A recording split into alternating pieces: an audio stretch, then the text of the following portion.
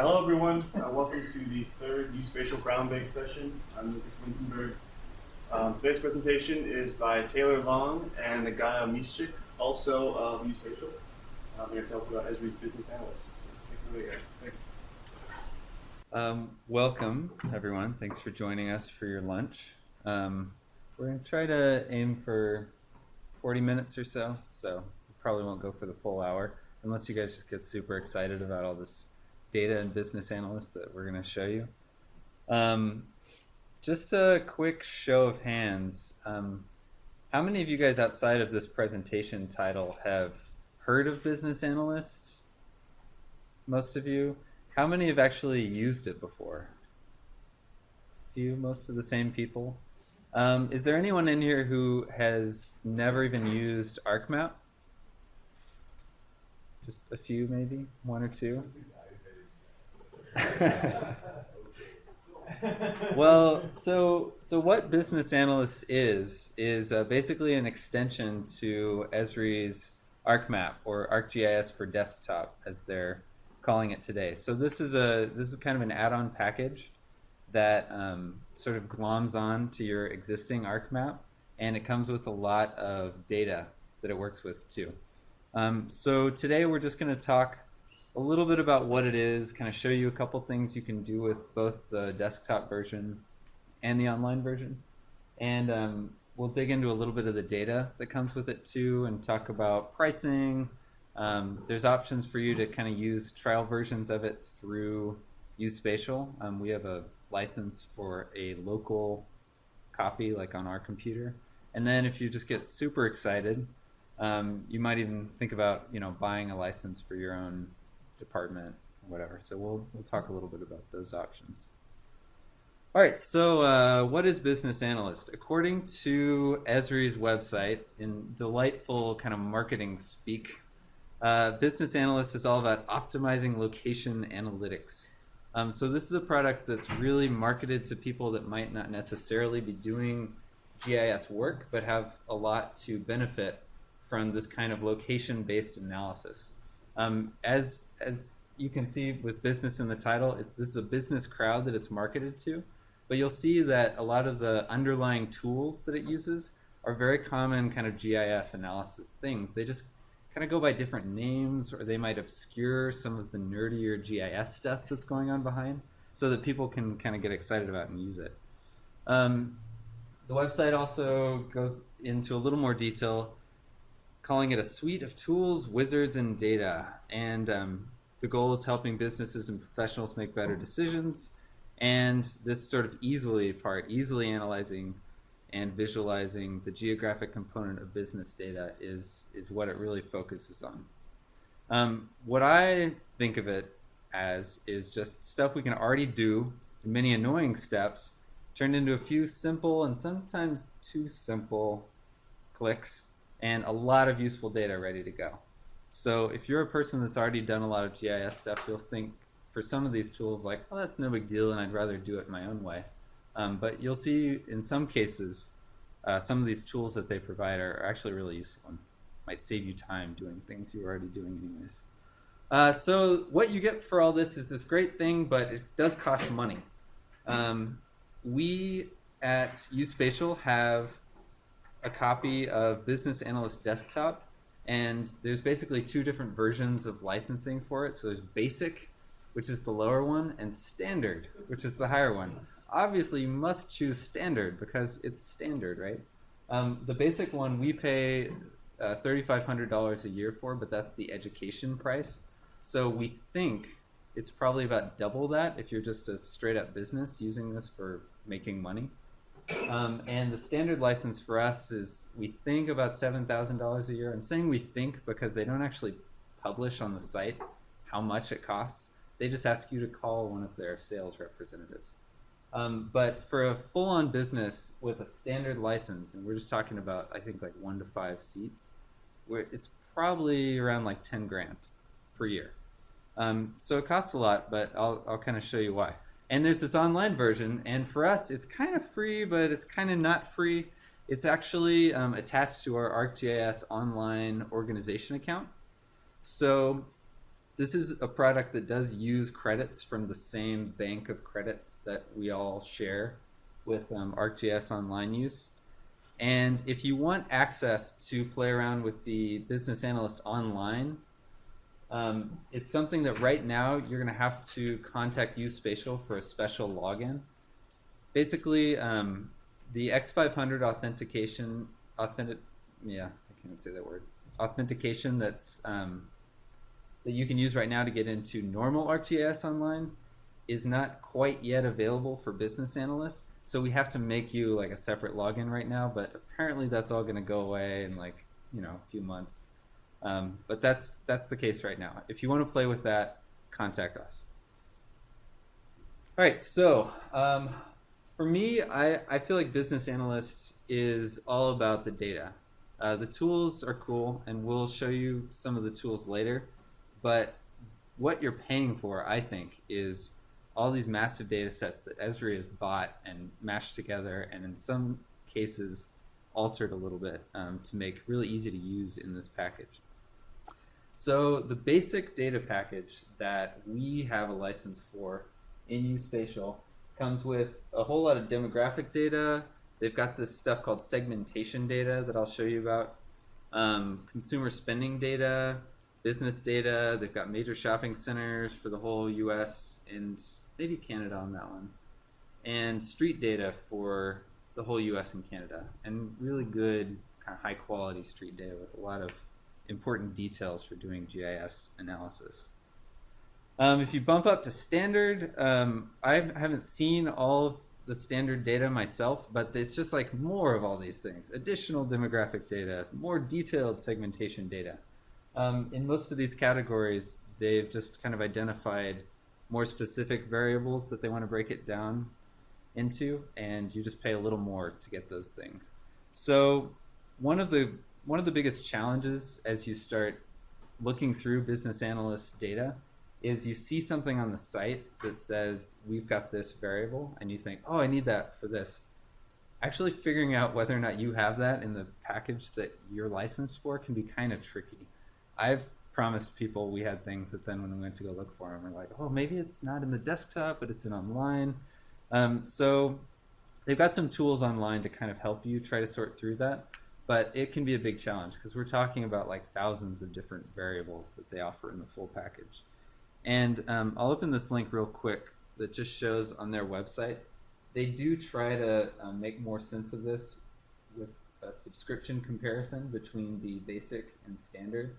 So you'd see in some cases like the standard one has 1,600 data variables in this category instead of about 1,000, and the list kind of goes on. So a lot of these resources, a lot of the things I'm telling you, they're things you can kind of look up on the website if you want to weed through it like I've done. So in this presentation, I'll have a lot of links at the bottom right to stuff. And if you just want a copy of this presentation so you can kind of remember and go check out these links later, we can take email addresses later or something like that. All right, so I'm going to jump right into a quick demo before we get into the details of the data, just to kind of give you an idea about what we're talking about.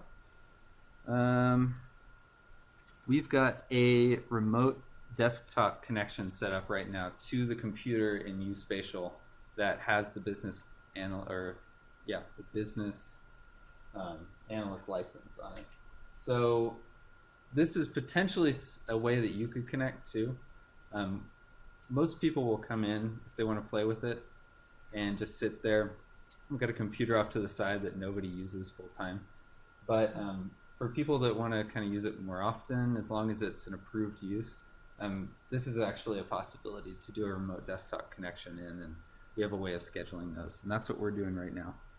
So if I open up like a business analyst standard document, it comes with all these layers kind of preset. And these are all things that exist in a data folder somewhere, but if you just click on their standard MXD, it's all kind of ready to go, so you can make sense of it, because it's pretty hard to find yourself in the folder structure that they've got set up. I'm not going to get too deep into all this, but I just want you to see that there's a lot offered already in here. I'm going to do a quick little demo where we've got a set of points that are kind of around the Twin Cities area. And I'll show you kind of just how quickly you can append some interesting data to those points. All right, so this is this data set of points I've got pre-prepared. I actually geocoded some of these addresses. There is a very robust geocoder that comes with Business Analyst. I'll mention that later, but one of the many things that's kind of exciting about it. Just out of curiosity, can anybody take a stab at what you think these points are? If you guess it right on the first time, I'll give you free lunch at the next presentation. One random guess, anybody? Oh, sorry, zoomed out. Starbucks is a good guess. These are all the Chipotle locations around Minneapolis, and the free lunch thing, don't worry, everybody gets free lunch at the next one because it's catered. It'll be Qdoba actually, not Chipotle. So, sorry, Chipotle. So these are all Chipotle locations around Minneapolis. I'll make them a little bigger so they're easier to see.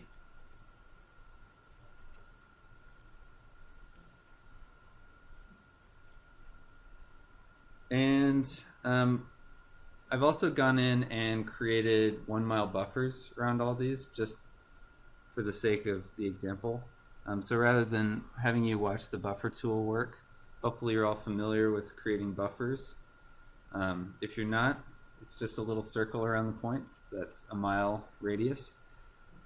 All right, so we've got all these 1 mile buffers around our Chipotles. And this Business Analyst toolbar up here lets me go into my favorites, and I want to append data. So the standard kind of input data layer here is Business Analyst base data. I'm okay with that. I want to choose the My Points buffer that I made. And next. All right, and I'm just going to grab 2 variables, but just take a look at all the stuff we've got here. All of these are expandable into countless variables. They're all kind of nicely formatted here, so you can sort of see what they are, and you can filter all these. So I'm interested in this diversity index for 2012. That's something that Esri has prepared. And I also want to see this dining out data, which comes from a consumer spending database. And for that, I think I want the index also, because indexes just make things look simpler for a while. If you care about what goes into these, there's just like countless pages of white papers on how they come up with these variables that they prepare. But I'm not going to bore you with that today. Let's just get to the fun stuff. All right, so I want those 2 categories appended to my data. I'm just going to let it call it append data 5. And for those of you who've ever done this kind of stuff before, trying to mash up a data set with study areas that don't exactly line up, you know that it can get kind of complicated. And Business Analyst has just sort of decided to let all this magically happen in the background and just give you an answer. What they're doing is actually kind of complicated, and I find this tool to be really useful. Basically what we've got here is all of this stuff from when I geocoded the points, so all these match addresses and stuff. But at the very end of this table, if I pull it over far enough, you can see it's added this 2012 diversity index and food away from home index, which is just sort of an index of how often people eat out, basically, or get food away from the home. That was pretty fast, I thought. And if you want to symbolize this now, you can symbolize by quantities. So without really caring about how it's categorizing all that, that's ready to go. So to me, what's really powerful about this is you can just play around with this stuff really quickly. If you're just curious, all right, well, what's the general trend here? And I can actually dig into the data behind it later. All this data is just sitting here ready to go. And that tool makes it super easy to just be like, add this to my data set, add that, like throw in these few variables. These are all coming from different places. It'd take a lot of time to put this stuff together. This one apparently is showing me that there's a much higher diversity index in these darker circles around those Chipotles. And if I switch to this food away from home index,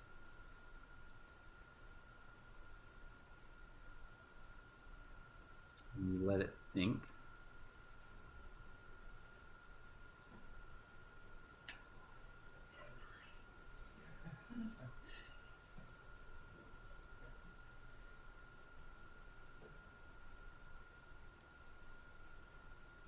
Give it one more shot. Yeah, so we see a different pattern. The highest index of food away from home is happening kind of more outside of the urban centers. Stuff that makes sense, but I just think this is cool. And if you like getting in here and playing around with data, it can take you a long time to mash all this stuff up together yourself. It's really fun to do this, and this is something that you could schedule a play date with at U-Spatial anytime you want. All right, so let's talk a little bit more about all the data that's in here. All right, so as I mentioned, we've got demographic, segmentation, consumer spending, business data, shopping centers, and street data. So the demographic data, you've got Census 2010 data. That stuff's easy for a lot of people to get, but it's part of it. They've also got all or most of the data from the American Community Survey.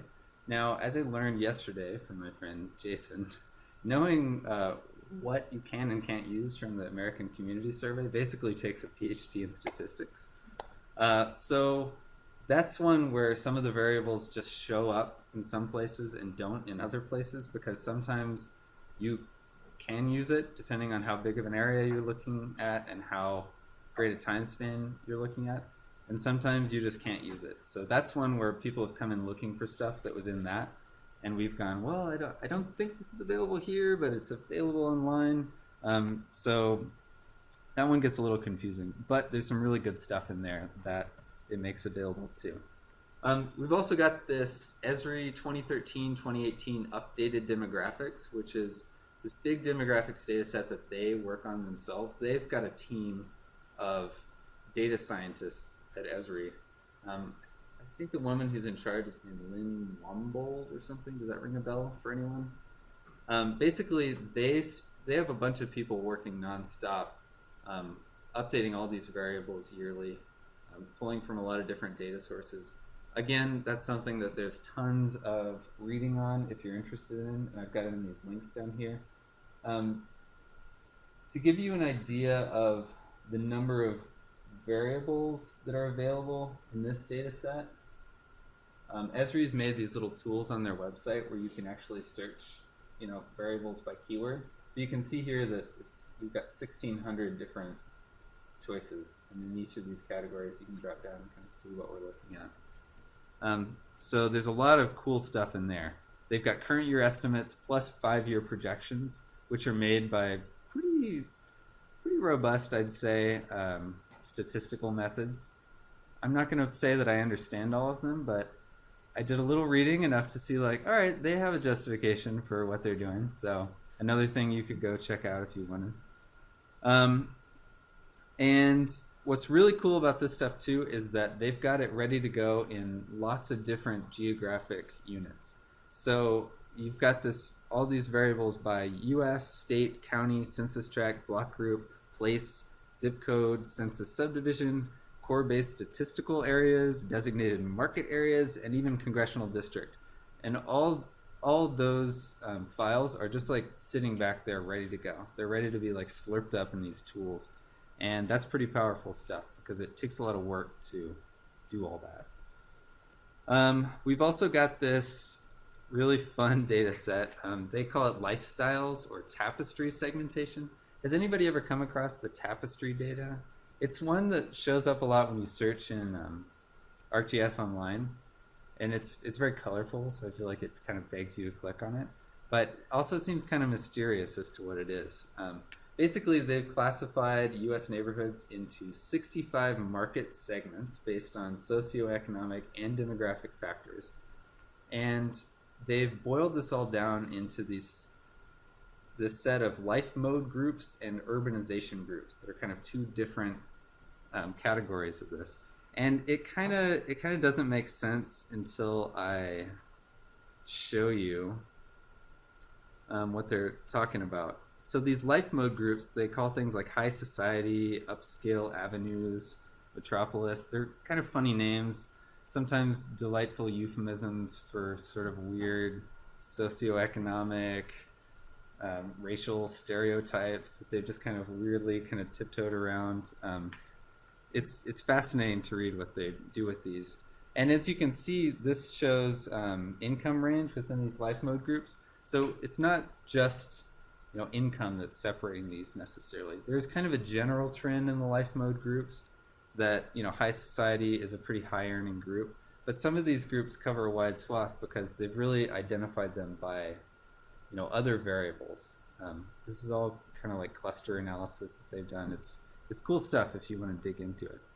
I'm going to show you just 3 specific examples because I think they're so funny and the names are so weird. You've got to just see some of these. So top rung is like the very first segment that you come across. So it's in the life mode summary group of high society, and it's in the urbanization summary group of Metro Cities 1. And for each one of these, you get this big kind of report on what this means. So they use these for people that are trying to market to certain demographics. We say, oh, well, we really like this one. This suits our product well. Show me on a map where, what neighborhoods have the most people that kind of fall into these categories. And the language is really funny, I mean, they get really specific. Like they watch news shows on CNBC, CNN, and MSNBC, and subscribe to HBO or Showtime. They get into, median age. A third of the residents are in their peak earning years. More than 77% of households are composed of married couples. I'll show you a couple others. Milk and cookies is kind of somewhere in the middle. This is upscale living on family allowance. And their favorite cable channels are Cartoon Network and the Discovery Channel, the National Geographic Channel. It's really scary when you read one of these and you're like, oh, this is me. I don't want to be milk and cookies. And then Salt of the Earth is another one I thought was kind of funny. These ones, many households own a satellite dish so they can watch CMT and the Speed Channel. Favorite TV programs include auto racing, horse racing, truck and tractor pulls / mud racing, and weekly sitcoms. So you can just knock yourself out with these. There's one big PDF that you can read through all of these, all the methodology behind it. It's crazy stuff, but for some kind of demographic research, this might be like an interesting way to dive in. I know there are some fundraising people amongst us also that might have an interest in using this to kind of target certain campaigns. So cool stuff there. So they've also got all this consumer spending data. This is like what people are buying. It comes from consumer expenditure surveys from the Bureau of Labor Statistics. And so this is like apparel, food and beverage, financial, entertainment, recreation, household goods and services, and 2,300 variables updated annually. So this one's really crazy. If you want to know how many people buy hair dryers within a block group, that's in there. Now, how accurate it is, how it's determined, you kind of have to read up on, but just fascinating stuff.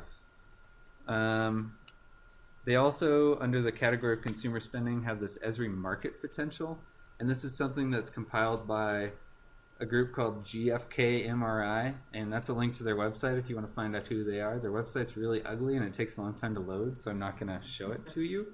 But they also put things into categories that that kind of get more at the kinds of stuff that people want to buy than necessarily what they have bought.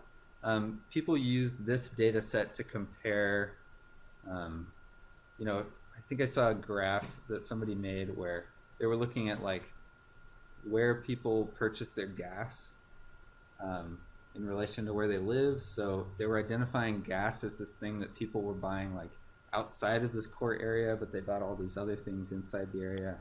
I don't know. You can see how if you're interested in starting a business somewhere, some of these things might be of interest to you. And they've got this retail marketplace also. That's retail area by trade, or retail activity by trade area. This stuff is comparing consumer spending by. Do you guys know this NAICS industry classification? All that stuff is in there too. You can search by those NAICS codes for different categories of businesses, and that's 184 variables. And then they've got all this business data. So these are all points where businesses exist. It all comes from Dun & Bradstreet. Has anyone ever heard of Dun & Bradstreet, this data set? Apparently it's like, oh yeah, Dun & Bradstreet, cool. So they bought that too, and that's all part of this. So 18 million US businesses are in this. This is something that in that document I showed you, you can literally just drag into your map, and it's all the businesses are there, the number of employees they have, annual revenue, a lot of really powerful data there.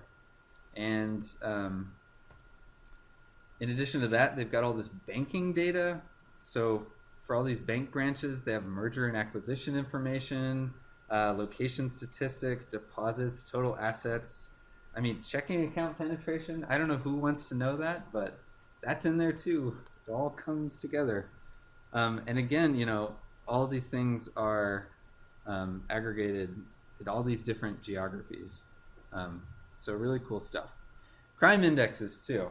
We're almost through all this data, I promise. All of these are indexes, which maybe if you really want to know what's behind it is annoying.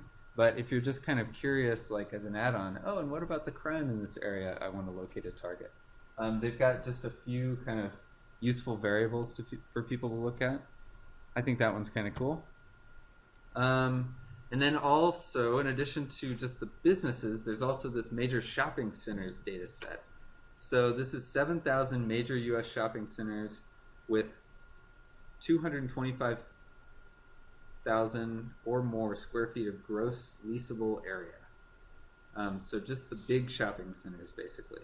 But there's a lot of data associated with those as well, and those are updated semi-annually.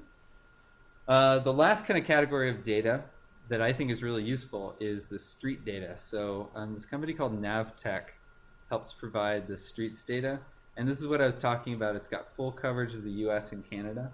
This is the underlying data that they use for a lot of the geocoding and the routing analysis. So this stuff is like a lifesaver. If you're trying to do vehicle routing stuff or drive time areas, having a big data set like this that's all been prepped in a GIS is just insanely useful. Saves you a ton of time. And the geocoder works really well. So if you want to go geocode points based on this Navtech address points database, they've got address data down to specific points that are placed over where they think the building actually is. So you're not even guessing, within a range of street addresses where on the street it falls. In many cases, and you can see in the match records, when this occurs, but in many cases you're actually getting a point placed over, where an apartment building is off the street or where that business is, like in the mall. So that's really powerful stuff. A lot of people come to us for geocoding stuff, and we put them on that computer because all this is on there, because it just takes so much work to prepare a data set like that for yourself. And the last thing under streets data is traffic counts. They have 1 million points across the US where they just monitor traffic. I don't think they do it. I think somebody else does it and they just buy it. But this is updated quarterly, and this is just a snapshot from their website of all the points where they're doing this around Boston. So you can see like every dot on this map is a place where they're monitoring, and they're just colored by traffic per day. So there's a lot of stuff here. That's another cool, powerful data set. All right, so that's like the overview of all the data you get. So exciting, right? Lots of fun data to play with, all at U-Spatial. Agata's going to show you now a couple tools that do stuff, maybe more exciting than just static data that I'm talking about. So I'm going to turn it over to her.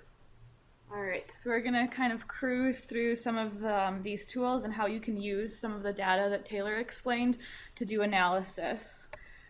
So first, Business Analyst comes with the data, but it also comes with a set of tools and toolbars and wizards that you can use that data in, or you can use your own data and use these tools. So Business Analyst toolbar, which has most of the key functions and analysis, and also a really nice feature for finding businesses, which I'll demo. There's also a color-coded maps toolbar, which is basically a really fast way to make choropleth maps. So you don't have to go into symbology and adjust everything. It's all done on this toolbar, and you can do it in 5 seconds, switch between variables, cycle through color ramps and different classifications like that. So it's really nice. And then territory design, which I won't really demo that much as it's very much business oriented. It's for creating market areas, seeing where customers live. So it's very useful for businesses, but we're not going to get into that much today. And then the address coder, which we do not have. It's in the standard version, but it's used for batch geocoding. However, the geocoder that comes with this toolbar is available in BASIC. Just kind of the tools and other options that come along with it aren't available. So now I'm going to do a quick demo of some tools in the desktop version of Business Analyst. So the first thing that we'll do is just create some sort of study area. Taylor already demoed how you can use a study area of a file that you already have, but you can also create a study area within the Business Analyst toolbar. It opens up a wizard for study area creation, and you have a lot of different options. You can geocode, you can use lat-long coordinates, you can use a whole state as a study area, you can do drive times, you can do buffers, so just a lot of different things. I already have the address for Blagan Hall saved, and then I put a buffer, 2-mile buffer around Blagan Hall. So this is where we are right now. And the way that Taylor found those Chipotles, where he geocoded all of the addresses, maybe had to go to the Chipotle website to find where their locations are or find a KML file or something. There's this very handy search option on the Business Analyst toolbar that searches through all of the info group business listings that Taylor mentioned before and automatically pulls them into your map as a layer. So if I'm interested in looking at pizza, I can literally just type in pizza.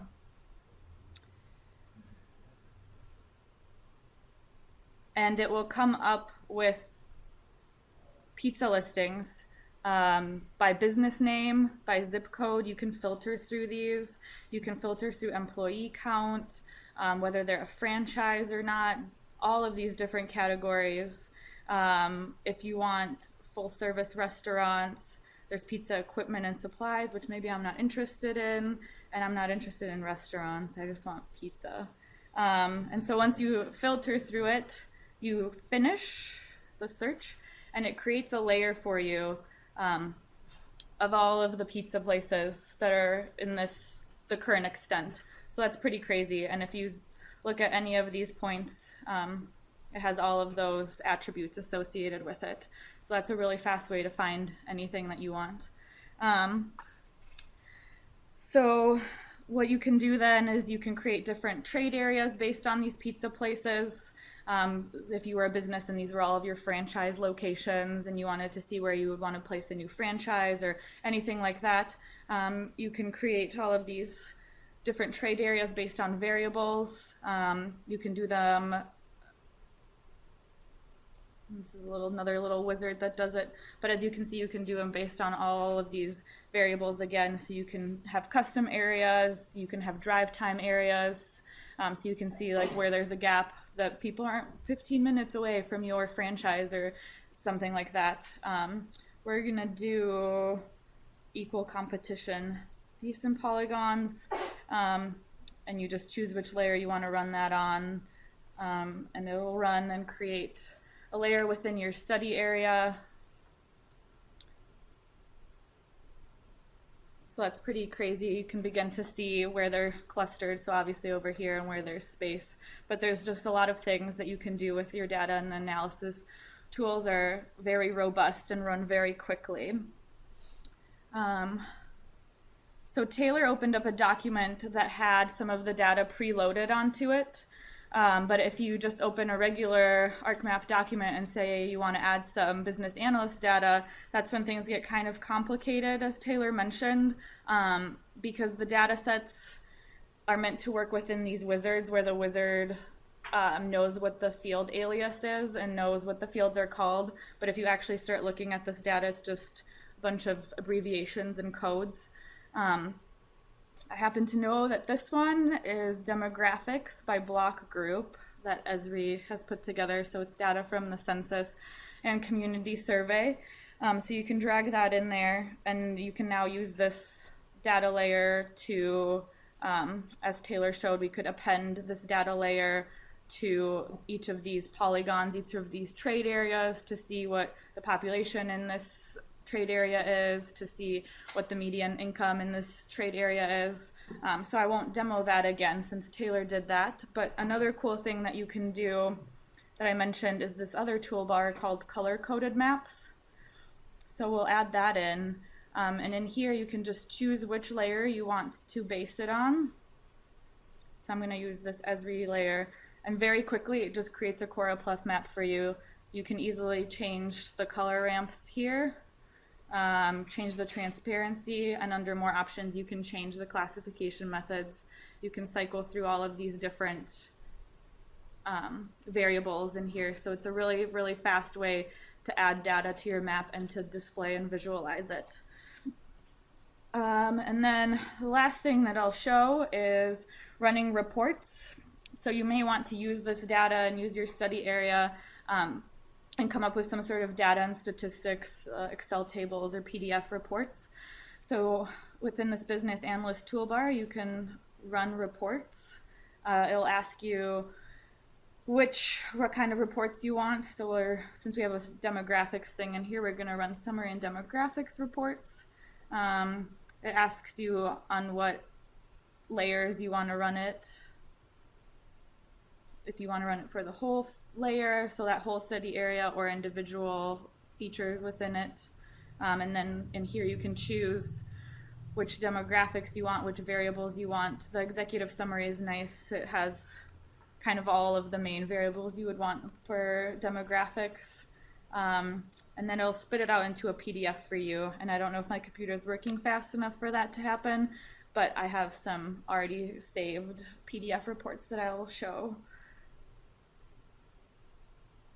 So it'll spit out all of the data that's in this layer into a report by your study area. So it shows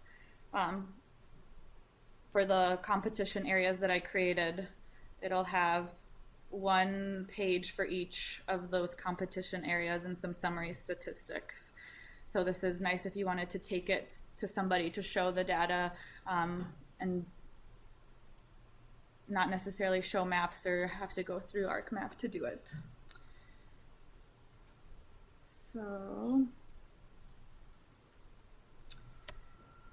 and now I'll get into Business Analyst Online, which is kind of similar to the desktop version, but you can just do it online. That's what's using up Arc Online credits. It doesn't have all of the tools that the desktop version has, but you can do a lot of the same things. You can create study areas, drive times, do the traffic counts that Taylor mentioned, and print reports, compare different areas. So I'll go through this quick.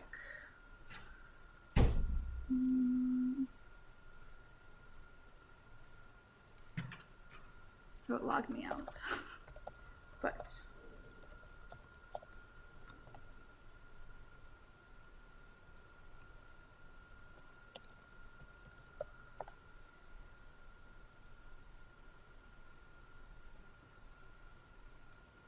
so it'll take you to this welcome page where there's some videos and instructions on how to use Business Analyst Online. We're just gonna get started here.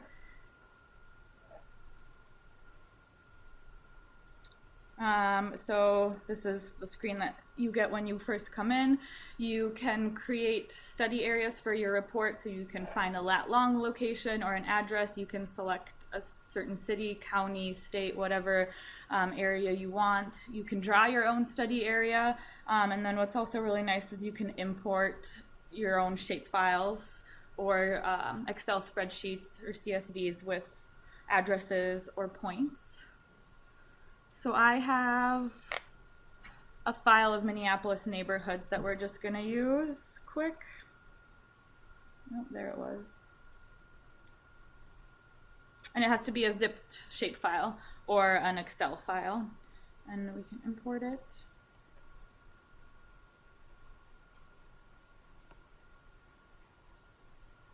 So you can treat this area as a single site, so it'll just have the boundary of Minneapolis, or multiple sites, so it'll have all of the different neighborhoods, which is what we're gonna do. And then you can add in all of those layers like I showed in Business Analyst Desktop, and then symbolize them, also do color-coded maps. But what we're gonna do is run some reports. And I already have some of these reports prepared, so we don't have to wait while it's cranking it out. But we're gonna do comparison reports. So I picked 3 neighborhoods. So I picked Cedar Riverside, which is this neighborhood, Lindale, and East Isles. And I did restaurant, since we're going with the food theme here, we did restaurant market potential. And so right now those aren't chosen as the neighborhoods, but I'll show you what the output for those 3 neighborhoods looked like. But really quickly, I just want to show all of the different variables that are available within Business Analyst Online, or the same ones or similar ones as with desktop. You can also search for maps, so it'll create maps for each of your study areas. This is the tapestry segmentation that Taylor mentioned, so it'll show you a map of the dominant tapestry site segmentations. Hopefully these ones work. Nope.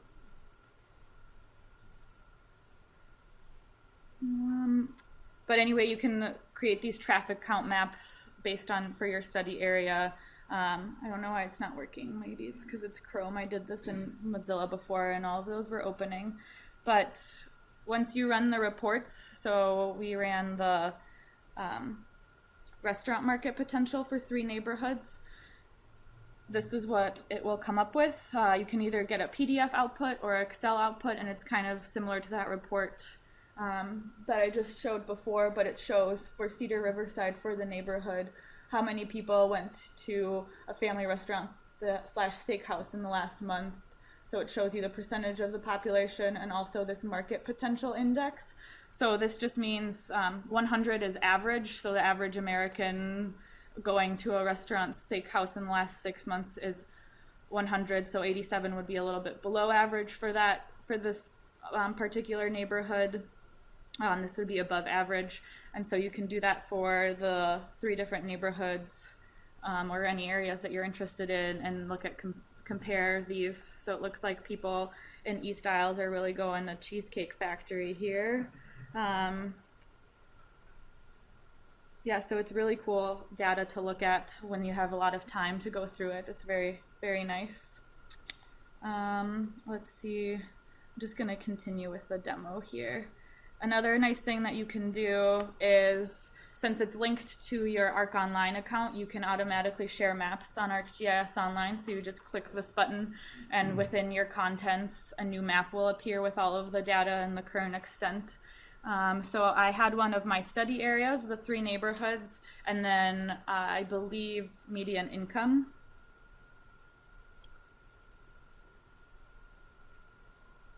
So I'm just going to open that up.